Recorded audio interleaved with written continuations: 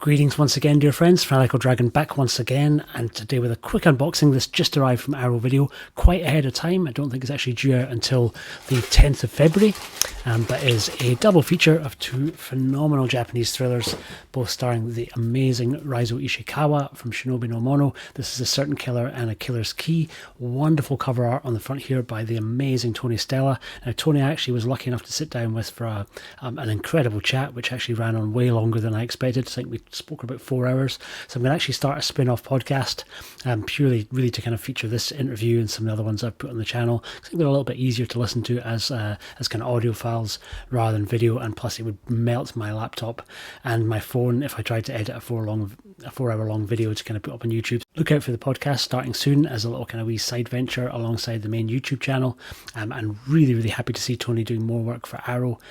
We've also had an announcement that he's going to be doing the covers for their Sergio Leone Dollars trilogy, and they're kind of coming out in I think April, May and June.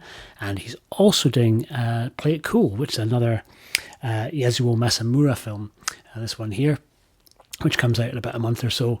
An incredible looking film. I've not seen Play It Cool. I have seen these two, and they're both wonderful movies, but just very cool seeing Tony back doing more stuff with Arrow and more stuff for Japanese cinema. But that's entirely enough rambling. We'll take a little look inside the box. Incidentally, Yasuo Masamura co-scripted this movie alongside the main writer. I think it's been directed by, both movies directed by Kazuo Mori, who worked on 1 or 2 Zatoichi movies.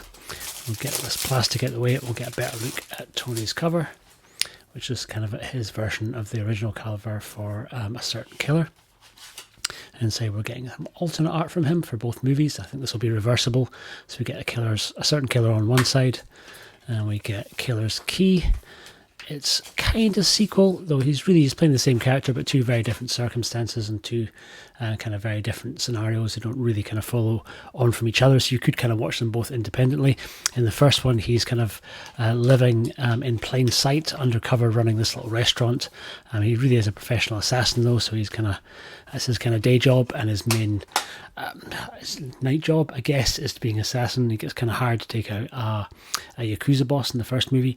In the second one, he's moved to a different city, and he's kind of working again undercover, this time as a sort of traditional song and dance instructor, and then kind of gets roped in to kind of kill, I think it's a politician in the second one. It's been a couple of years since I've seen it, so I can't remember exactly who his mark is, but both really entertaining movies, not loaded with action, and they're very much kind of more thrillers than they are kind of action features, but both beautifully directed and gloriously shot. Cinematographer was Kazuo Miyagawa, who's the cinematographer on Rashomon, and some great extra features on here, and that I'm very excited to jump into.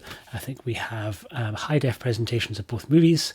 We're getting a brand new audio commentary for both films by Tony Raines, The Definitive Murderer, a brand new 30-minute introduction to the films by Japanese film scholar Mark Roberts, original theatrical trailers for both films and are in an image gallery, and then obviously we've got newly commissioned cover art by the phenomenal Tony Stella. Take a look at the booklet inside the case, and we get a repeat of Tony's main artwork on the front, and then inside cast and crew notes for A Certain Killer and then A Killer's Key. And then we're getting The Spirit of 67, A Certain Killer, A Killer's Key, and The Global Hitman Craze by Jasper Sharp, along with some shots from the film. And then Detachment and Charisma, The Seductive Refusal of Raizo Ichikawa by Earl Jackson.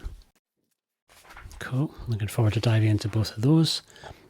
Some notes about the presentation, production credits, and special thanks. So yes, super stoked that these have come out.